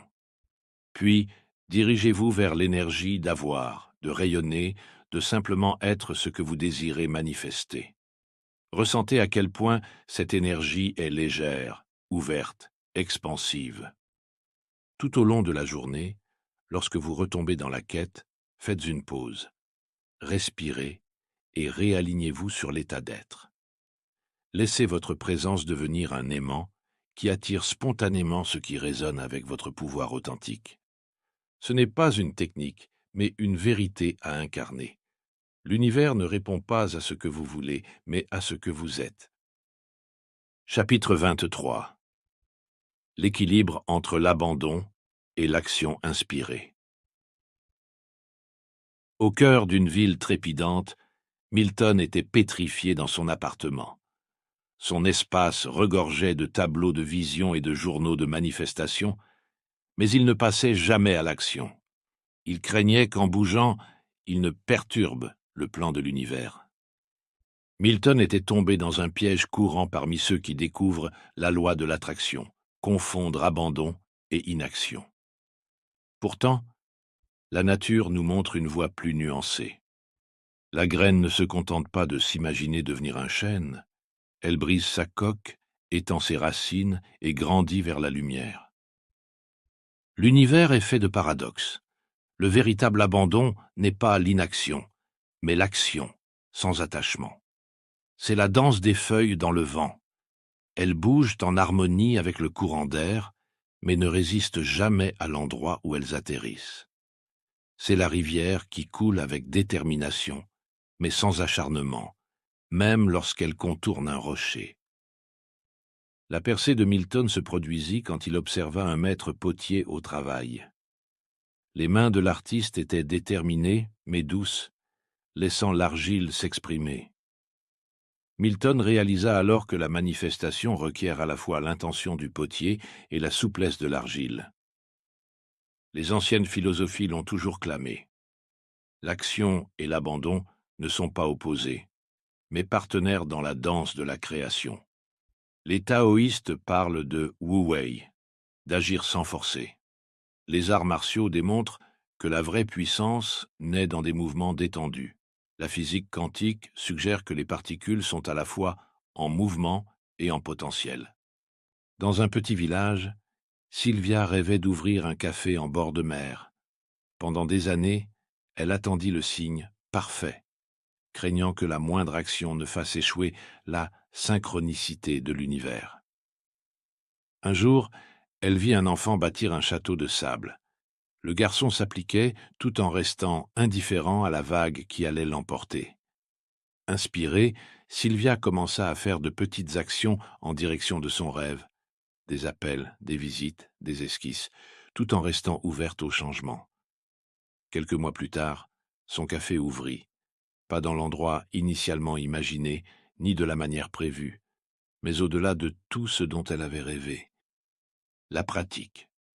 Choisissez une petite action pour vous rapprocher d'un de vos désirs.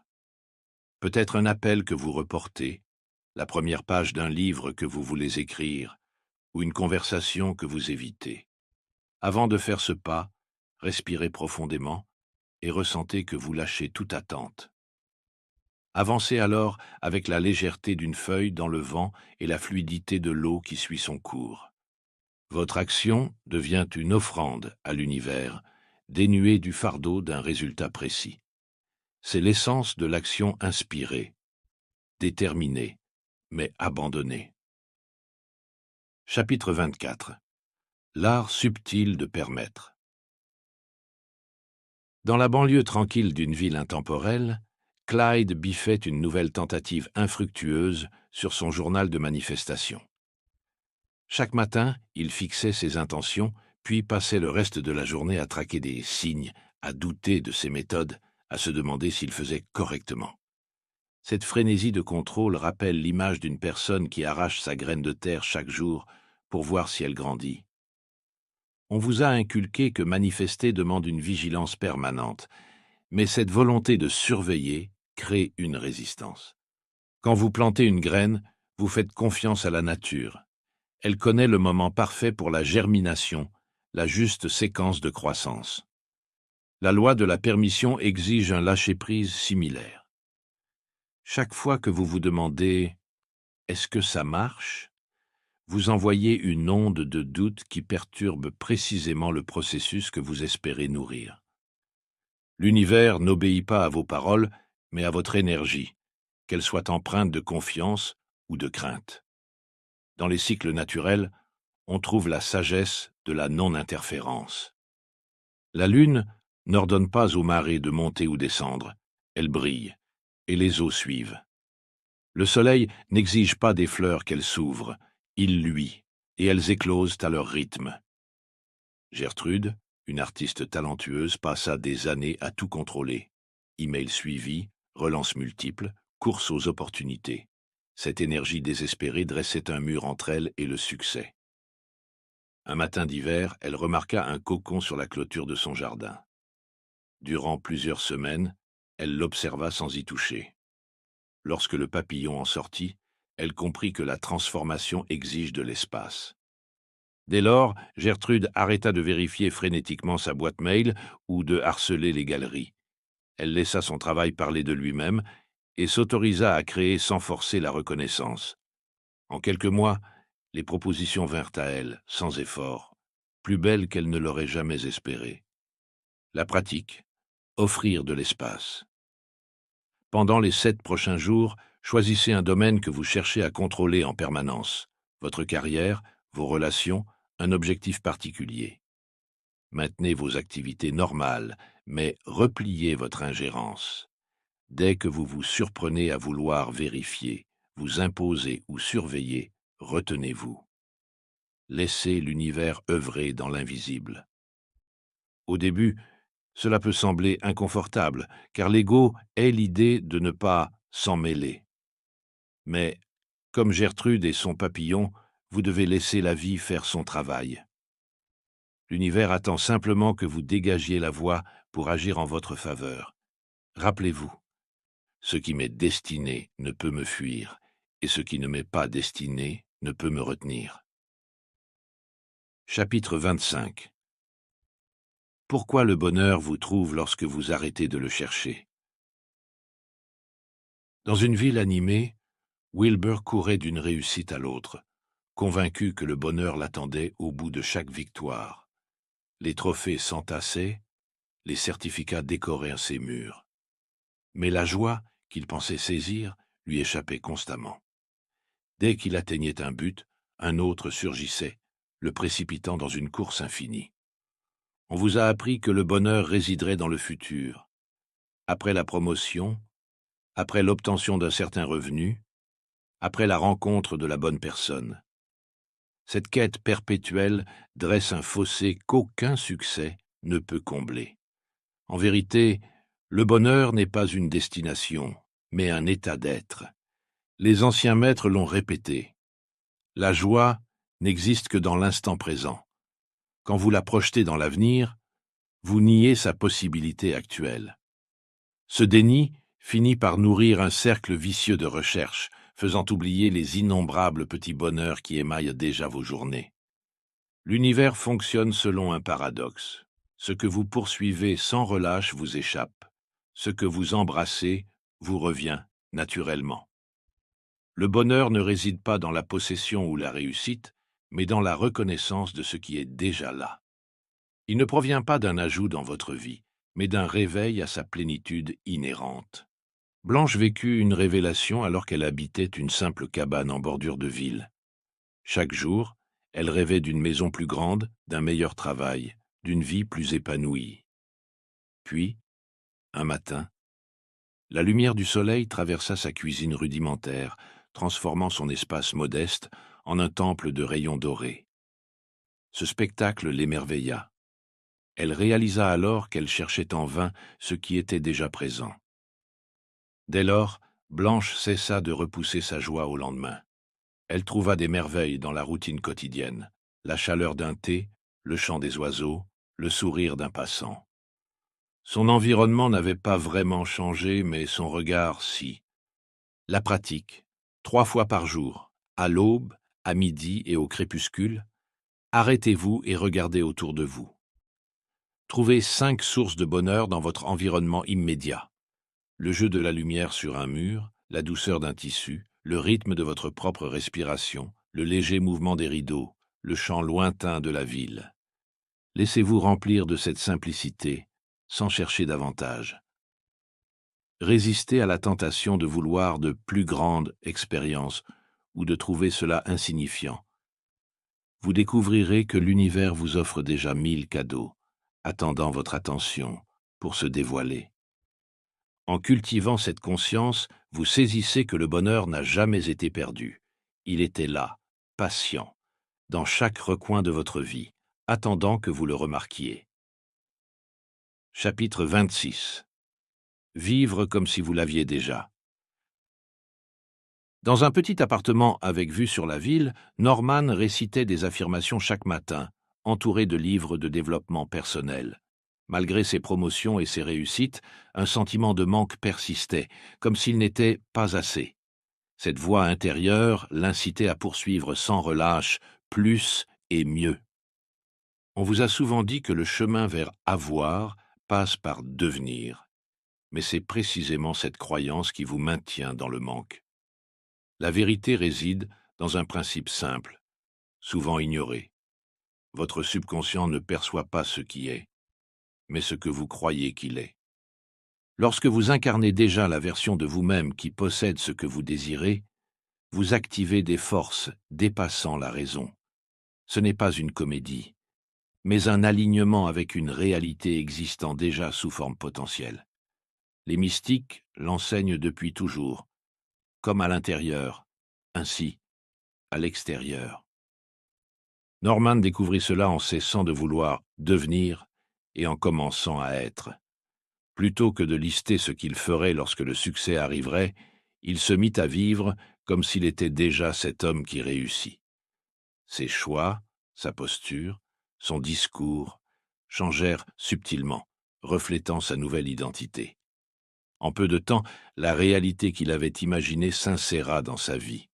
Edith, qui écrivait en secret dans le coin d'une librairie, rêvait de se faire publier. Longtemps, elle se focalisa sur la distance entre sa situation actuelle et son rêve, renforçant le sentiment d'inaccessibilité, jusqu'à ce qu'elle découvre l'art de l'incarnation. Elle commença à agir comme une auteure à succès. Elle s'aménagea un espace dédié à l'écriture, organisa ses journées comme si c'était sa profession, et parla de ses projets avec la confiance de celle qui connaît déjà sa valeur. Un jour, dans un café, un agent littéraire remarqua sa détermination tranquille et lui demanda à voir son manuscrit. Ce qui parut magique aux autres était, pour Edith, la suite logique de son nouvel état d'être. La pratique, incarner le comme si. Demain, vivez comme si votre désir était déjà accompli. Choisissez les vêtements de votre vous futur. Agissez avec la sérénité de celui qui sait. Prenez des décisions à partir de cette perspective élevée. Quand vous parlez de votre rêve, faites-le avec la confiance de quelqu'un qui l'a déjà réalisé. Ce n'est pas de la prétention, mais la reconnaissance qu'une telle réalité existe déjà en potentiel. Vous lui permettez ainsi de s'ancrer dans votre expérience. Chapitre 27. La confiance inébranlable du maître manifesteur. Dans un atelier faiblement éclairé, Eugène s'acharnait à répéter encore et encore des affirmations, entourées de livres ésotériques et de grimoires anciens. Malgré des années de pratique, ses doutes revenaient inlassablement le hanter. En fais-je assez? Suis-je vraiment digne? Ne dois-je pas prouver quelque chose de plus? On vous a enseigné que la confiance viendrait après la réussite et que la certitude naîtrait après avoir accumulé des preuves. C'est la plus grande illusion enfermant l'être humain dans ses limites. L'univers ne répond pas à ce que vous faites, mais à ce dont vous êtes certain, au plus profond de vous. Lorsque vous examinez la vie des grands génies de l'histoire, inventeurs, artistes, leaders, vous découvrez ce fil commun. Ils possédaient une certitude inébranlable, avant même que la réalité extérieure ne l'entérine. Ils n'attendaient pas les preuves pour croire, leur croyance créait la preuve. Cette puissance est déjà en vous. Ce n'est pas quelque chose qu'on acquiert, c'est quelque chose qu'on rappelle. Chaque enfant naît avec la conviction que tout est possible, jusqu'à ce que le monde lui enseigne à douter. Le tournant d'Eugène se produisit quand il comprit que ses doutes ne le protégeaient pas, mais érigeaient des barrières illusoires. Dès qu'il choisit une confiance totale, indépendamment des signes extérieurs, l'univers se réorganisa pour refléter cette connaissance intérieure. Myrtle doutait de ses capacités artistiques depuis des décennies, n'osant exposer ses œuvres que dans un cercle restreint. Elle découvrit alors la force de la certitude. Au lieu d'attendre d'être assez douée, elle peignit avec la certitude de créer déjà des chefs-d'œuvre. Elle partagea son travail avec l'assurance de quelqu'un qui sait que son talent est légitime.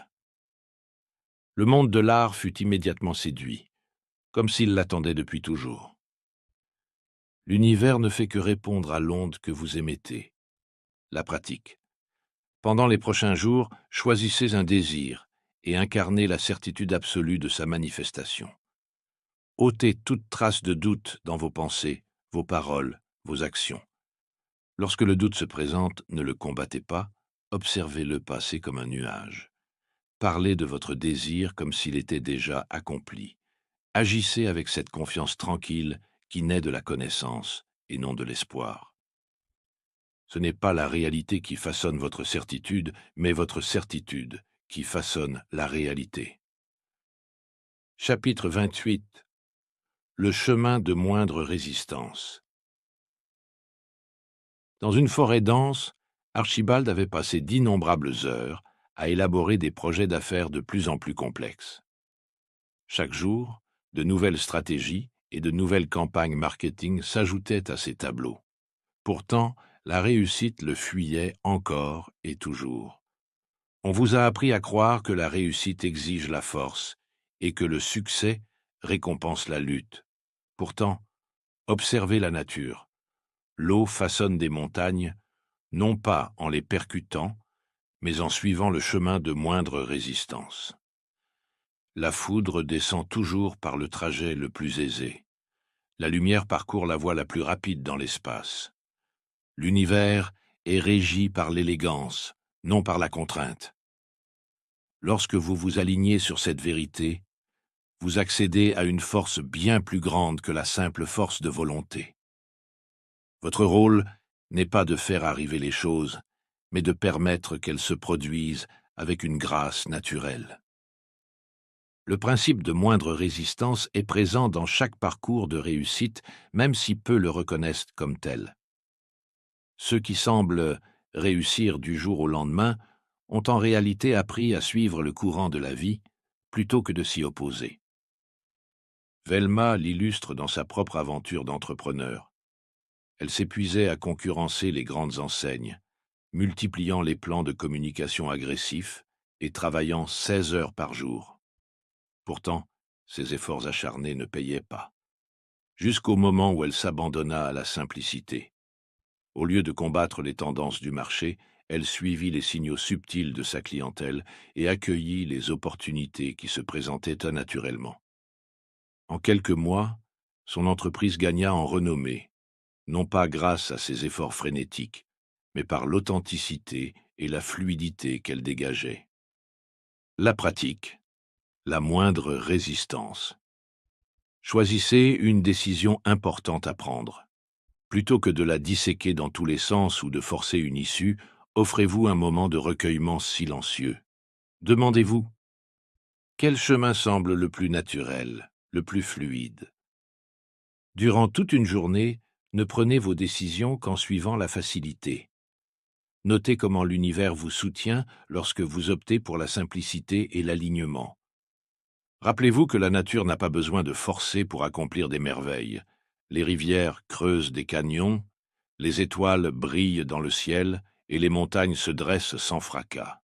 Votre pouvoir ne réside pas dans le fait de combattre le courant, mais de vous laisser porter par son flot. Chapitre 29. L'étape finale. Dans une ville animée, Raymond s'accrochait à ses plannings et à ses agendas, comme s'il pouvait te protéger de la peur du futur. Chaque matin, son esprit se noyait dans les scénarios catastrophes. Et si tout s'écroulait? S'il faisait fausse route? Pour conjurer ses peurs, il bâtissait des défenses encore plus complexes, mais ces remparts devinrent sa propre prison. On vous a dit que la préparation prévient la douleur, mais c'est l'illusion la plus puissante qui soit. En cherchant à fuir ce qui vous effraie, vous créez la résistance qui matérialise vos pires craintes. Quand vous vous abandonnez totalement à toutes les possibilités, un phénomène extraordinaire se produit. La peur perd son emprise. Ce n'est pas de la pensée positive superficielle, mais une loi inhérente à l'existence. L'univers ne répond pas à vos barrières, mais à votre ouverture. Dans l'abandon complet, vous trouverez la force absolue. Observez l'eau, encore une fois. Elle est invincible, non pas par la force, mais par sa malléabilité. Elle épouse toutes les formes, elle accepte tout, sans jamais se briser. C'est votre état naturel. Doris vécut une crise majeure, la perte de son emploi, de sa maison, de sa relation amoureuse. Elle se retrouva face à son plus grand effroi, la perte totale de contrôle. Alors qu'elle se tenait dans ce vide, elle fit le choix de s'ouvrir complètement à l'inconnu. Elle cessa d'essayer de tout anticiper, de tout gérer. Dans cet abandon, elle découvrit l'invulnérabilité. Quelques mois plus tard, des opportunités inattendues affluèrent, une reconversion professionnelle inespérée, une relation amoureuse profonde, une nouvelle demeure plus belle que la précédente. Mais la plus grande victoire fut la paix inaltérable qu'elle trouva au cœur même de l'incertitude. La pratique, l'abandon, sans peur. Dans un lieu calme, laissez venir à votre esprit votre plus grande peur, celle qui vous hante. Abandonnez toute volonté de la chasser ou de la contrôler. Offrez-lui l'espace d'exister pleinement. Ressentez-vous devenir comme l'eau, souple, réceptive à tout. Dans cet espace, percevez le basculement de la résistance vers l'acceptation et de la peur vers la paix. L'univers ne peut combler ce que vous barricadez par crainte, mais il ne demande qu'à remplir l'espace que vous libérez par l'abandon. Chapitre 30. La révélation finale. Dans le silence de son bureau, Gilberte était entourée de centaines de livres, traités métaphysiques et manuscrits sacrés. Pendant des décennies, il avait cherché la clé ultime de la manifestation, voyageant dans des temples lointains, étudiant auprès de maîtres réputés, expérimentant chaque technique ésotérique. Pourtant, le véritable pouvoir lui échappait encore. Vous aussi, vous avez cherché à l'extérieur ce qui n'a jamais cessé de brûler en vous. La plus grande vérité, protégée à travers les âges, est que vous n'êtes pas seulement le récepteur de la réalité, mais sa source même. La loi inverse n'est pas une simple méthode ou un ensemble de techniques. Elle pointe vers quelque chose de bien plus profond. Le moment où vous cessez de chercher coïncide avec celui où vous reconnaissez votre vraie nature de créateur. Ce n'est pas une métaphore, mais la réalité la plus fondamentale. Lorsque vous résistez à ce qui est, vous créez l'illusion d'une séparation entre vous et vos désirs. Vous oubliez alors que vous êtes la même puissance qui fait exister tout ce qui est. Il n'existe aucune force extérieure vers laquelle vous tournez, aucune source extérieure à supplier. Vous êtes la source. Ezel vécut cette illumination lors d'une session de méditation après avoir tout essayé. Yoga, prière, visualisation, voyages initiatiques. Elle décida de tout arrêter, se contentant de s'asseoir en silence. Dans cet arrêt complet, elle vit avec une clarté fulgurante qu'elle avait toujours été la créatrice de ses expériences. Ses désirs n'étaient pas des requêtes lancées vers un univers éloigné, mais l'univers lui-même s'exprimant au travers d'elle. Dès cet instant, sa réalité se métamorphosa. Pas à cause d'un nouvel outil de manifestation, mais grâce à la reconnaissance qu'il n'y a jamais eu d'autre source que soi. Elle comprit alors qu'il ne s'agissait pas de contrôler la réalité, mais de réaliser quelle est la réalité. La déclaration du Créateur. Asseyez-vous dans le silence le plus total. Percevez la présence immuable de votre conscience, témoin de tout depuis votre naissance. Prenez conscience que cette conscience est le pouvoir même qui crée les mondes. Prononcez alors avec l'autorité de celui qui se souvient de sa vraie nature. Je ne recherche pas le pouvoir. Je suis le pouvoir. Je n'attire pas la réalité, je la crée, et nouvelle aube, voyez comment le monde répond, comme un écho, à votre souveraineté retrouvée.